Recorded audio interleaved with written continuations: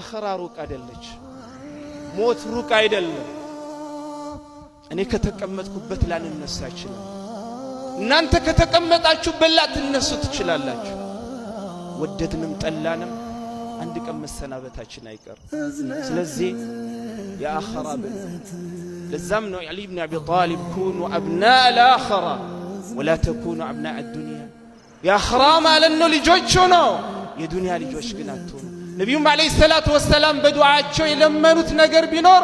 ولا تجعل الدنيا اكبر همنا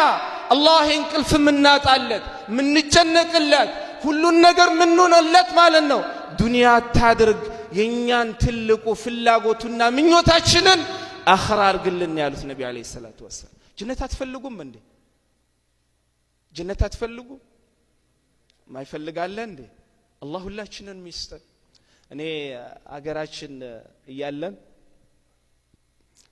እኔ ካገር ከወጣው በኋላ በምን አይነት አህዋል እንደሞታ አላውቅም ግን እኔ ባለውበት ሰዓት በጣም ይጠጣል ሰላት አይሰግድም ሙስሊም እና ስሙን ማንሳቱ ስለማያስፈልግ ነው እና ከለታት አንድ ቀን ምናል እባካሉት ይሄን አህዋልህን ቀይረው ተወው አላህ እንዲህ ነው ሲሉት እባካችሁ የአላህ ረህመት አታጥቡት እኔ ባጣ ማለት ነው ጀነት እንኳን ባያስገባኝ የጀነት መቀርቀር ያረገኛል የአላህ ረህመት ዋሲዕ ነው አው ግን የአላህ ረህመት ዋሲዕ እንደሆነ ሁላ የአላህ ቅጣትን ብርቱ ነው ጀነት የሚፈልግ ሰው መሰላቸት አለበት እንዴ የቤት ክራይ ለመክፈል ጣጣችንን ለመጨረስ መስራት አለብን መትጋት አለብን አይደል ጀነት ደግሞ ከዛ በላይ ማለት ነው ዋጋ መክፈል አለብን